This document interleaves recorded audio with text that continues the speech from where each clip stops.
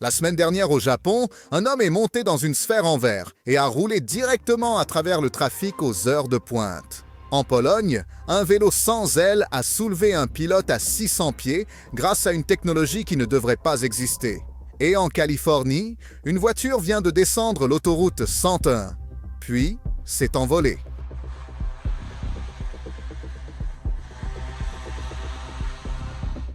Ce ne sont plus des prototypes. Ils arrivent directement à votre porte. Chacun de ces 9 véhicules résout une partie du même puzzle. Comment rendre le vol personnel aussi facile et abordable que la conduite d'une voiture? Numéro 9. Le Volano Airbike. Le dernier jour d'avril 2025, Tomasz Patan a discrètement publié une courte vidéo qui a enflammé les réseaux sociaux. Dans celle-ci, une machine élégante et noire mat survole une vallée boisée en Pologne, se maintient facilement en l'air grâce à une poussée invisible, puis atterrit doucement sur un sentier de terre.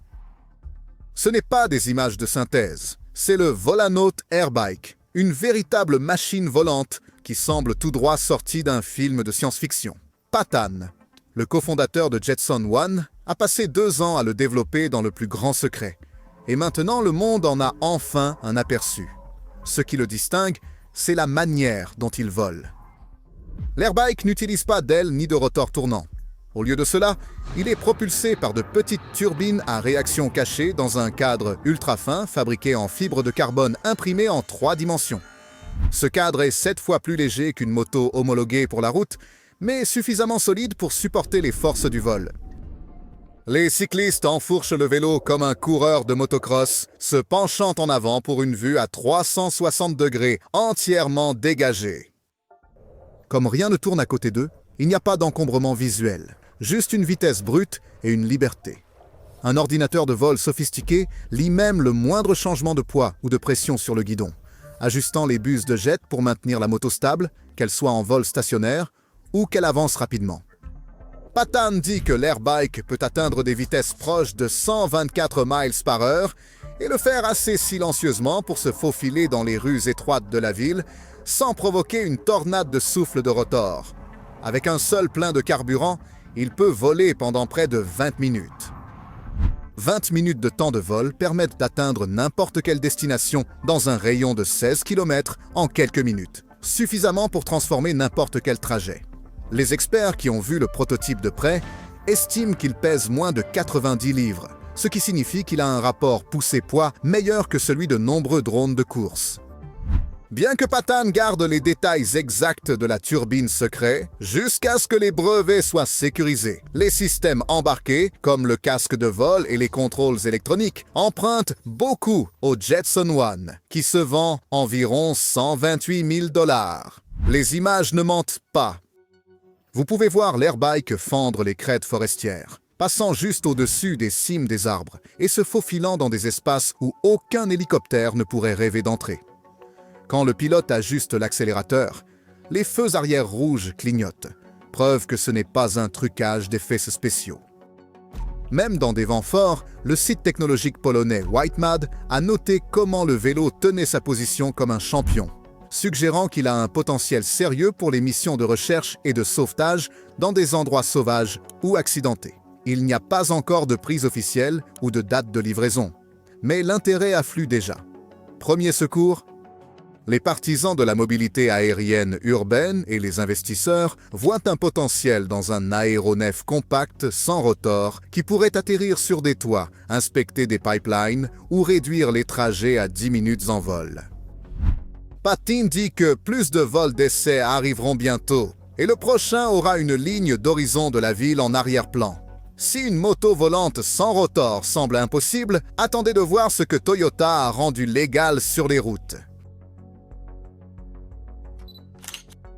Numéro 8. La sphère roulante de Toyota. En avril 2025, également, quelque chose de vraiment étrange et brillant a été présenté sur une piste d'essai à Aichi, au Japon. Cela ressemblait à une bulle géante transparente, de la taille d'un jacuzzi, glissant sur le trottoir. À l'intérieur de cette sphère de 2 mètres de diamètre se trouvait un petit module à 2 places, et avec une poussée du joystick, l'ensemble tournait en avant comme une roue de hamster high-tech. Une foule de plus de 200 personnes s'est rassemblée instantanément, et les ingénieurs derrière le projet, des volontaires de la société d'ingénierie Toyota qui compte 20 000 membres, savaient qu'ils avaient réussi leur thème. Ce prototype à grande échelle a vu le jour en seulement 4 mois, à partir d'un modèle qui tenait dans la paume de votre main. La clarté époustouflante de la sphère est due à Shin-Ei, une entreprise japonaise qui construit normalement des parois épaisses en acrylique pour des aquariums massifs, du genre à contenir des requins-tigres. Les ingénieurs de Shin-Ei ont soigneusement courbé, chauffé, poli et fusionné les panneaux ensemble jusqu'à ce que les joints disparaissent complètement. Le globe final pèse environ 400 livres, suffisamment léger pour que 2 personnes puissent le faire rouler à la main. À l'intérieur de la sphère, un cadre minimal en aluminium maintient la capsule passager. La capsule se trouve tout en bas de la sphère, laissant la gravité, et non les ceintures de sécurité, faire la plupart du travail pour maintenir les passagers stables. Et quand il est temps de bouger, 4 roues motrices en caoutchouc entrent en action. Ceux-ci sont attachés à un chariot intérieur, chacun étant alimenté par un moteur de moyeu électrique emprunté au catalogue de pièces existantes de Toyota.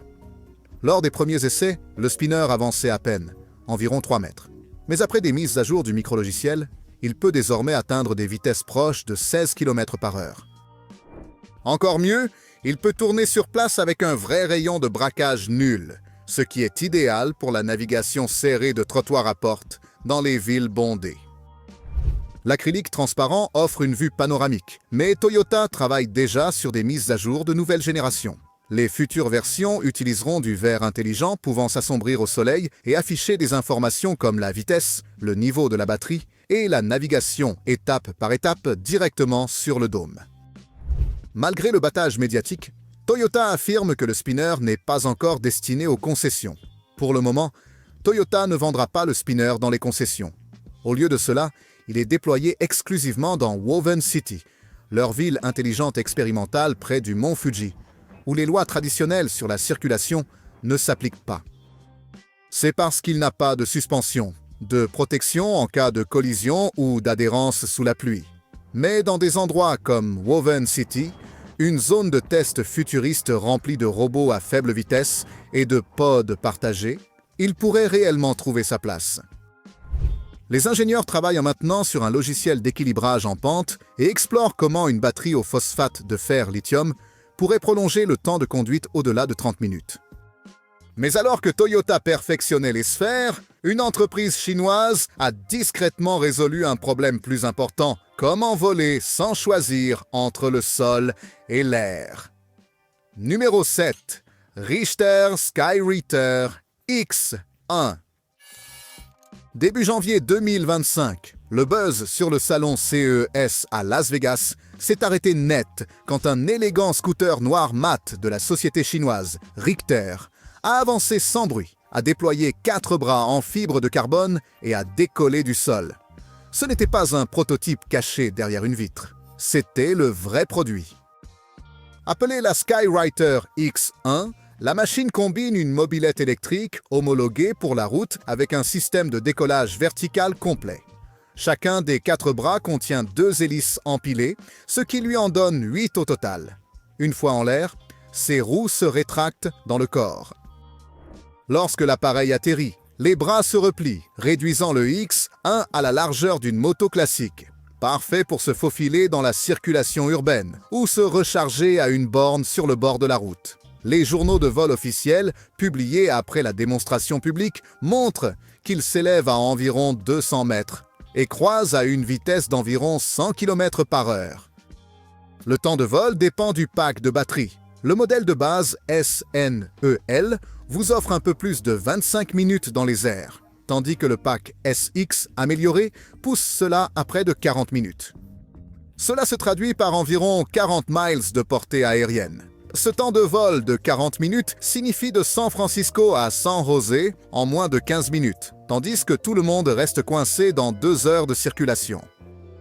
Au sol, le moteur électrique hybride étend le trajet encore plus loin, jusqu'à environ 112 miles sur une seule charge. Et même avec un pilote à bord, le corps du Skywriter pèse seulement 176 livres. Pour donner un point de vue, c'est plus léger que la plupart des motos, mais cela peut monter à 655 pieds, plus haut que la plupart des gratte-ciel urbains. Construit à partir d'un mélange de fibres de carbone et d'aluminium, il est léger mais résistant, capable de soulever une charge utile allant jusqu'à 264 livres, grâce à ses moteurs de moyeu à couple élevé. Pour garder tout ce pouvoir sous contrôle, Richter a équipé le X1 d'un ordinateur de vol triple redondant qui gère l'évitement des intempéries, la planification des trajets et les décollages et atterrissages automatiques. Si chaque moteur devait tomber en panne en plein vol, un parachute balistique intégral se déclenche à l'arrière pour ramener le véhicule en toute sécurité. Le piloter est familier, comme conduire une moto tout-terrain. Tournez la poignée pour monter, inclinez le guidon pour tourner ou activez simplement le pilote automatique et laissez l'affichage tête haute vous guider sur l'itinéraire. Lors des vols d'essai au-dessus du lac Mead, le X1 est passé du sol au vol stationnaire en moins de 10 secondes, a évité les bouées sans aucune commande humaine, puis a atterri en douceur au bord de l'eau grâce à ses patins amphibies. Richter propose deux versions, toutes deux au prix compris entre 50 000 $ et 60 000 $. Un bond énorme en termes d'accessibilité par rapport au prototype de moto volante de l'année dernière qui coûtait 1 million $. Les précommandes se sont épuisées en seulement 48 heures. Et avec les régulateurs chinois aménageant des corridors aériens économiques à basse altitude au-dessus de Shanghai pour 2026, le trajet quotidien pourrait bientôt inclure un détour par les nuages, sans changement de siège nécessaire. Le Skywriter a prouvé que le vol hybride était possible, mais une entreprise essaie de perfectionner les jetpacks personnels depuis 2008 et leur histoire a pris un tournant inattendu. Numéro 6. Martin Jetpack. En 2008, la foule à Oshkosh s'est arrêtée alors qu'un étrange cadre encombrant en fibre de carbone et aluminium passait. Il ressemblait à quelque chose tout droit sorti d'un film de Buck Rogers, et d'une certaine manière, c'était le cas. Cette machine est devenue connue sous le nom de Martin Jetpack, un aéronef à décollage vertical pour une personne construit à Christchurch, Nouvelle-Zélande. Ce n'était pas une fusée crachant du feu attachée à votre dos. Au lieu de cela, il fonctionnait avec un moteur à essence de 2 litres, V4, 2 temps, produisant environ 200 chevaux. Ce moteur actionnait une paire de ventilateurs canalisés qui forçaient l'air frais vers le bas, soulevant à la fois le pilote et le sac à dos directement dans le ciel. Au fil des ans, plus de 30 prototypes différents ont été construits. Lorsque le modèle final était prêt, les spécifications commençaient à paraître étonnamment pratiques. Son poids à vide était d'environ 440 et 1 livre, tandis que son poids maximal au décollage atteignait environ 535 livres, laissant de la place pour un pilote et de l'équipement jusqu'à 265 livres. Il pouvait atteindre des vitesses d'environ 46 miles par heure, monter à plus de 8200 pieds et voler jusqu'à 31 miles. Un réservoir d'essence de première qualité achetait environ 30 minutes dans les airs. Et si quelque chose échouait en plein vol, un parachute balistique se déployait en moins d'une demi-seconde. Les commandes de vol électriques et le système de poussée vectorielle maintenaient l'appareil suffisamment stable pour planer à côté d'une fenêtre de gratte-ciel ou rester en place au-dessus d'une falaise. Cette stabilité a attiré l'attention des équipes de secours.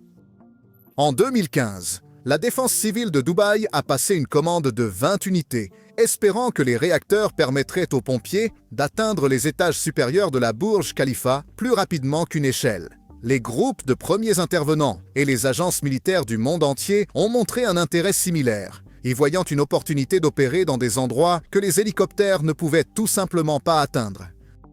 Mais l'ingénierie n'était pas le problème, c'était le financement. Entre 2014 et 2017, la société chinoise Guangxi Science a investi des dizaines de millions de dollars dans Martin Aircraft. Cependant, les coûts croissants de développement ont dépassé les nouveaux investissements.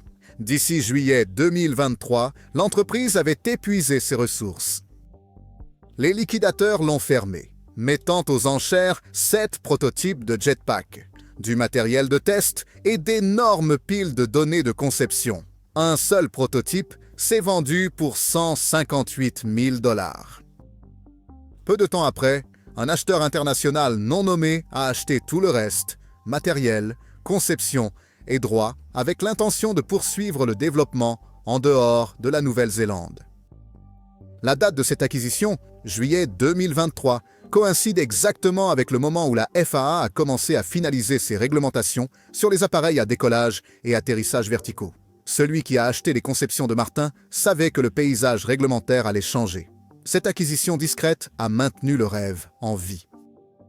Les analystes qui suivent le marché des appareils à décollage vertical, dont la valeur est déjà d'environ 450 millions de $, et qui devrait quintupler au cours des 10 prochaines années, affirment que le modèle de Martin détient toujours le record du meilleur rapport charge utile-poids de tous les jetpacks à ventilateur caréné ayant jamais volé. Les ingénieurs liés au nouvel acheteur étudient déjà des moyens de remplacer le moteur à essence bruyant par un ensemble turbine électrique hybride visant une plus grande autonomie et moins de bruit.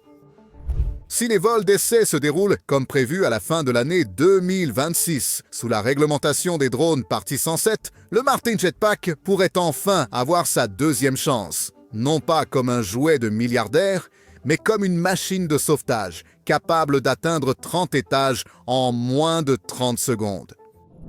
Et pendant que Martin Jetpack se bat pour obtenir des financements, une autre entreprise a adopté une approche radicalement différente. Et si voler était aussi simple que de prendre un télésiège?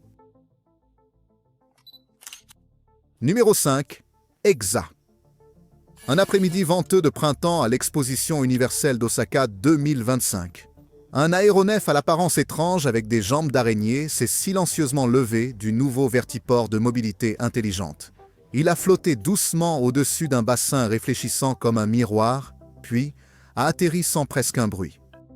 L'engin appelé EXA est un multicoptère électrique monoplace construit par Lift Aircraft basé à Austin. Et malgré ce que certains rapports initiaux ont affirmé, il n'a pas 8 hélices. Il en a 18.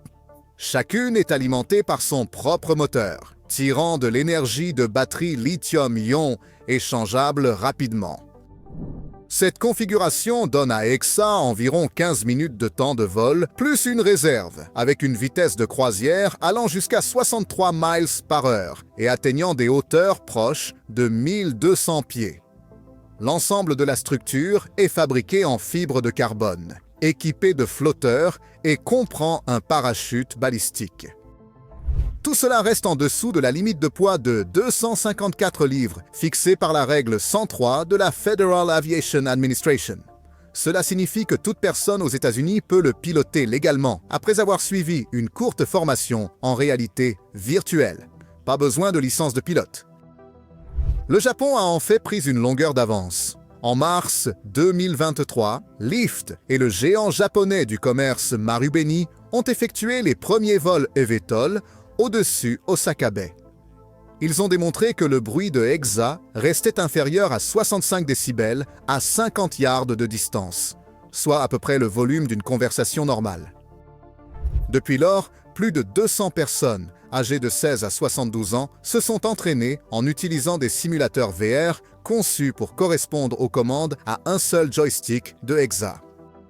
La plupart des personnes qui volent pour la première fois disent que c'est plus comme jouer à un jeu vidéo que de piloter un avion.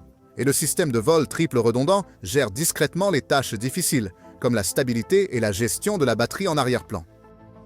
Lyft ne vend pas ses avions au public. Au lieu de cela, elle les exploite comme des manèges volants. En mars 2024, les vols ont débuté en Floride à environ 250 $ par session. À présent, les visiteurs de l'Expo d'Osaka peuvent réserver des trajets de 10 minutes en ligne d'horizon directement depuis le vertiport. Pour le rendre entièrement accessible, les organisateurs ont également introduit la valise IA, un bagage roulant autonome qui guide les visiteurs vers la zone de lancement à l'aide de messages vocaux, garantissant que les voyageurs voyants et non-voyants puissent profiter du trajet. Le fondateur Matt Chazin dit que l'entreprise est déjà en train de cartographier des zones de vol permanentes dans des endroits comme le lac Tahoe, Austin et Okinawa. Pensez-y comme à un parc à tyroliennes, mais dans le ciel. Même si jusqu'à 6 moteurs tombent en panne, EXA reste en l'air. Et dans le pire des cas, le parachute s'ouvre en moins de 0,6 secondes. Avec les nouvelles réglementations de l'FAA concernant les élévations motorisées qui entrent en vigueur cette année, des milliers d'aéronefs comme celui-ci pourraient partager le ciel dans des couloirs à basse altitude d'ici la fin de la décennie. EXA a fait en sorte que voler ressemble à un jeu. Mais pour ceux qui souhaitent conduire jusqu'à l'aéroport et éviter le terminal entièrement, il existe maintenant une solution à ce problème ancien. Numéro 4, PLV Liberty. Les observateurs à l'aéroport international de Breda sont restés silencieux, alors qu'un coupé à 3 roues d'apparence étrange descendait la route de service, déployait sa queue, dépliait un rotor massif de 35 pieds et s'élevait lentement en spirale régulière. Le vol a eu lieu le 3 juin 2025, et ce n'était pas juste un test. Cela a marqué une étape importante. L'aéronef était le PLV Liberty, un autogire de conception néerlandaise qui peut rouler et voler. Il est désormais entièrement légal sur les routes à travers l'Europe et officiellement approuvé pour opérer depuis la nouvelle installation d'assemblage final et de livraison de l'aéroport. À première vue, le Liberty pourrait passer pour un tricycle sportif futuriste avec des portes papillons et une carrosserie en fibre de carbone sculptée. Mais sous cet extérieur élégant se trouvent 2 moteurs Rotax 912 IS. L'un alimente la roue arrière sur la route avec 100 chevaux. L'autre entraîne l'hélice propulsive en vol. Son poids à vide est d'environ 1465 livres, tandis que son poids maximal au décollage atteint 2006 livres. Cela laisse de la place pour environ 595 livres de charge utile, suffisant pour 2 adultes et quelques bagages. Sur la route, il peut atteindre environ 100 miles par heure et étirer un réservoir de carburant ordinaire sans plomb sur près de 820 miles. Dans les airs, il vole à environ 120 miles par heure, atteint des altitudes allant jusqu'à 11 500 pieds et parcourt environ 310 miles ou jusqu'à 4 heures avant de devoir refaire le plein. La conversion d'une voiture en avion prend environ 5 minutes. Un mât hydraulique soulève le rotor. Les pales à ressort se mettent en place et la queue s'étend de 3 pieds supplémentaires pour la stabilité en vol. Comme le rotor tourne librement en autorotation, le Liberty peut encore planer et atterrir en toute sécurité si les 2 moteurs s'arrêtent. Le système de manutention au sol est basé sur la même technologie de contrôle d'inclinaison qui était utilisée dans la moto Carver 1, permettant à la cabine de s'incliner dans les virages, que ce soit en taillant les virages ou en virant dans les airs. Le design de PLV a franchi des obstacles réglementaires majeurs. Fin 2024, l'Agence européenne de la sécurité aérienne a finalisé sa base de certification. Et d'ici avril 2025, elle a émis une absence formelle d'objection technique, un feu vert pour les tests de vol finaux et l'approbation de type plus tard cette année. L'approbation routière est arrivée encore plus tôt, ce qui signifie que les acheteurs néerlandais peuvent légalement piloter leur aéronef directement de la salle d'exposition au ciel. L'approbation aux États-Unis est également en cours, mais les propriétaires américains auront besoin d'une licence de gyroplane de sport pour voler. La Liberty a déjà suscité un vif intérêt. L'édition limitée Pioneer, seulement 90 unités, se vend environ 527 000 $, tandis que l'édition Sport commence près de 316 000 $. Les réservations ont ouvert en mai et en 6 semaines, plus de 300 commandes ont afflué, représentant plus de 150 millions de dollars en vente potentielle. Avec la production de rotors maintenant complètement industrialisée et une ligne d'assemblage pilote déjà en marche, PLV affirme que les premières livraisons s'envoleront de Breda avant la fin de l'année 2026. Bien que le Liberty fasse quelque chose d'extraordinaire en transformant une voiture en avion, ce prochain véhicule fait quelque chose d'encore plus étrange. Il vole de côté. Numéro 3, Aleph Model A. Le 6 juin, une foule s'est rassemblée à San Mateo autour d'un ancien site de lancement de missiles pour assister à quelque chose qui semblait tout droit sorti de la science-fiction. Aleph Aeronautics a dévoilé son dernier prototype du modèle A.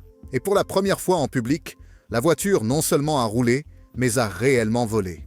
Le coupé élégant, recouvert de mailles, a descendu la voie d'accès comme n'importe quel véhicule électrique silencieux. Puis, il a pivoté de 90 degrés, activé 8 hélices cachées et s'est élevé du sol. Tout à coup, la promesse d'Aleph, conduire d'abord, voler ensuite, n'était plus seulement une démonstration en laboratoire. Ce vol a eu lieu presque 2 ans après que la Federal Aviation Administration a accordé à Aleph le tout premier certificat de navigabilité spéciale pour un aéronef à décollage vertical électrique autorisé à circuler sur route, leur permettant de tester des itinéraires de vol au-dessus des terres agricoles californiennes. À première vue, le modèle A ressemble à une sculpture roulante, presque comme une grille art déco sur roue. Mais à l'intérieur de ce maillage ouvert, se trouvent 8 moteurs électriques faisant tourner des hélices en fibre de carbone.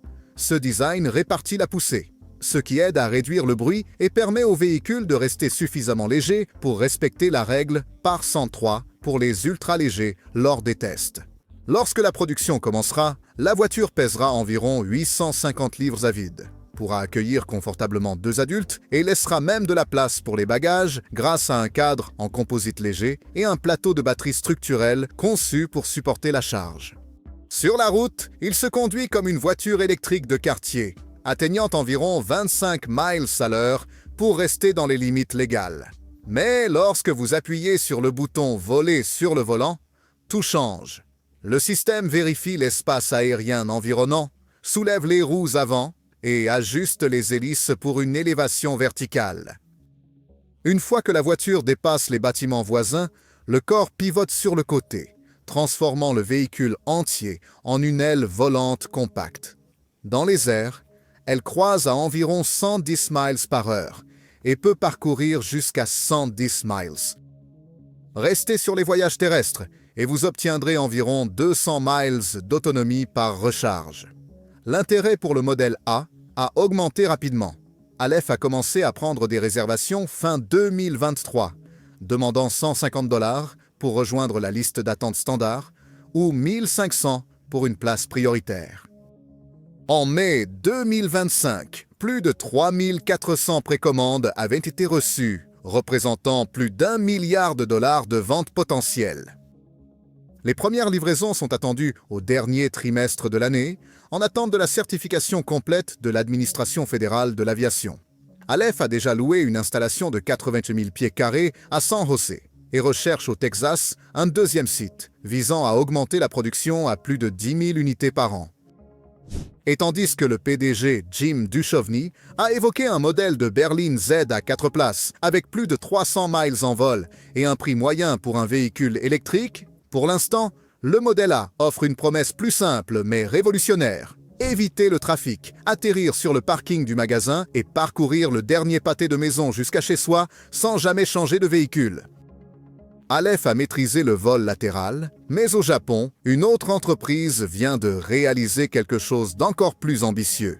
La première démonstration publique au monde d'un taxi volant certifié. Numéro 2, SkyDrive SD05. Au début de l'année 2025, au tout nouveau vertiport d'Osakako, le SkyDrive SD05 blanc comme neige s'est doucement élevé du sol. Il s'est élevé à environ 16 pieds et est resté stable au-dessus d'une foule de journalistes stupéfaits pendant environ 4 minutes avant de redescendre doucement. Ce test piloté à distance tenu le 9 avril 2025, seulement 4 jours avant l'ouverture officielle de l'Expo mondiale, a marqué la première fois que la voiture volante élégante à 3 sièges du Japon a été révélée à grande échelle dans un cadre public. Le SD05 prêt à la production mesure plus de 37 pieds de long et de large et a une hauteur de moins de 10 pieds. Sa cabine de style coquille peut accueillir confortablement un pilote et 2 passagers. L'aéronef utilise 12 rotors électriques ultra silencieux disposés en 6 paires coaxiales, qui non seulement fournissent une portance verticale, mais offrent également une redondance. Même si un moteur tombe en panne, les autres peuvent maintenir l'appareil en vol et l'atterrir en toute sécurité. SkyDrive indique actuellement une vitesse de croisière d'environ 62 miles par heure. avec une autonomie de base de 9 miles et un temps de vol entre 5 et 10 minutes. Mais selon les ingénieurs de l'entreprise, de meilleurs systèmes de batterie sont déjà en cours de développement et pourraient étendre son autonomie à une distance comprise entre 19 et 25 miles dans les 2 prochaines années. À l'intérieur du pavillon de la station de mobilité aérienne avancée, les visiteurs peuvent monter dans une maquette grandeur nature du SD-05 complète avec des fenêtres panoramiques et des sièges composites légers fabriqués par NHK Spring. Une démonstration de réalité mixte leur donne l'expérience de survoler le centre-ville d'Osaka ou de serpenter à travers l'effervescence électrique de Shinjuku. Une caractéristique ingénieuse qui a attiré l'attention est la batterie modulaire, qui peut être échangée en quelques secondes, tout comme un arrêt au stand de motosport, permettant ainsi à l'aéronef de retourner dans les airs sans long délai de recharge. Le personnel de l'expo a également présenté en avant-première les nouvelles routes Diamant d'Osaka, une série de courts corridors aériens urbains qui relieront bientôt Umeda, Tennoji, Morinomiya et le front de mer. Le service passager devrait commencer plus tard cette année, en attente de la certification de type du Bureau de l'aviation civile du Japon. Des douzaines de plateformes sur les toits et en bord de mer sont en cours de préparation pour accueillir ces vols, tandis que de plus grands vertiports sont encore en construction. Si le Japon respecte ce calendrier, il sera néanmoins en retard par rapport à la Chine, où l'EH216S, autonome à 2 places de Ehang, a reçu le premier certificat d'exploitation officiel de taxi aérien au monde plus tôt cette année. Han prépare déjà des vols touristiques dans des villes comme Guangzhou et Shanghai, soutenus par des hubs entiers conçus pour les déplacements à basse altitude. Mais SkyDrive n'est pas étranger aux premières.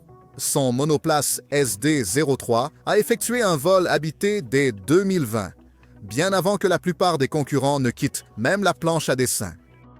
Désormais associée à Suzuki pour une fabrication à grande échelle, la société a construit un avion plus lourd et plus rapide, et le public est prêt à décoller avec. Mais jusqu'à présent, chaque véhicule nécessitait soit des licences spéciales, soit une portée limitée, soit des prix astronomiques. Cet avion vient de résoudre ces 3 problèmes. Numéro 1. Pivotal Helix. Juste après le lever du soleil le 4 mai, une foule s'est rassemblée devant le hangar de Pivotal à Palo Alto et a regardé quelque chose de vraiment différent prendre son envol. Un avion noir élégant s'est levé verticalement, a incliné son nez vers l'avant et a glissé sur la piste à environ 60 milles à l'heure. Si lisse et silencieux, il semblait plus regarder un drone décoller qu'un avion traditionnel. L'engin appelé Helix ne rugit, ni ne gronde. À la place, 8 hélices électriques bourdonnent doucement alors qu'il se déplace. Et pour de nombreux spectateurs, ce vol était le signe le plus clair jusqu'à présent que le vol personnel pourrait en fait être simple, sûr et réel. Helix a été conçu pour respecter les règles de l'ultra-léger de la FAA, ce qui signifie qu'il est léger, rapide et qu'il n'a pas besoin de permis de pilote. Le corps en fibre de carbone, les flotteurs et le parachute de secours maintiennent son poids à vide à environ 115 kg, juste en dessous de la limite légale. Mais il est tout de même capable de transporter un pilote pesant jusqu'à 100 kg.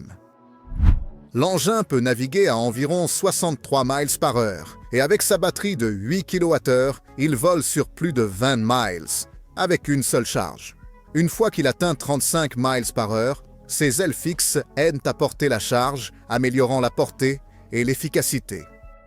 Contrôler l'Helix est étonnamment intuitif. C'est un système de commande de vol électrique, donc pousser le joystick en avant incline tout le cadre vers l'avant.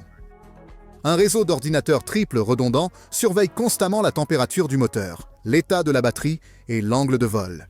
Si quelque chose ne va pas, le système prend le relais et initie un atterrissage automatique en douceur. Et si tout échoue, un parachute pour tout l'appareil se déploie en moins d'une demi-seconde. Avec la télémétrie en temps réel et les caméras d'atterrissage, la plupart des nouveaux utilisateurs disent que cela ressemble plus à piloter un simulateur haut de gamme qu'à piloter un véritable avion. Pivotal a ouvert les commandes en ligne le 8 janvier 2024 avec un prix de base de 190 000 $ et un acompte requis de 25%. Les premières livraisons étaient initialement prévues pour le 10 juin, mais après que les premiers utilisateurs ont demandé des améliorations, comme plus de place pour les jambes et un pare-soleil plus résistant, l'entreprise a reporté les livraisons au début de l'année 2025 et a inclus les mises à jour sans frais supplémentaires. Chaque acheteur d'Helix suit un programme de 3 jours au siège de Pivotal, en Californie, combinant une formation en réalité virtuelle avec 7 vols supervisés. Une fois que vous avez réussi le vol de contrôle final, vous êtes autorisé à piloter et on vous remet un casque sur mesure ainsi que les clés. Un écrivain spécialisé dans l'aviation l'a appelé « le permis de pilote le plus facile que vous n'ayez jamais eu besoin ». Et ce n'est pas seulement pour les amateurs de sensations fortes. Les pompiers du comté de San Bernardino ont déjà testé l'Helix dans des scénarios de secours, constatant qu'ils pouvaient traverser 32 km d'autoroute embouteillée en moins de 20 minutes et atterrir dans un espace pas plus large qu'une camionnette. Ces 9 véhicules prouvent que le futur n'est pas en train d'arriver. Il est déjà là, avec des prix et des dates de livraison. La question n'est pas de savoir si vous volerez un jour pour aller au travail. C'est savoir si vous serez prêt quand votre voisin le sera déjà. Lequel de ceux-ci choisiriez-vous pour votre trajet? Faites-le nous savoir ci-dessous. Et rappelez-vous, chacun d'eux était impossible jusqu'à ce que quelqu'un ignore les règles.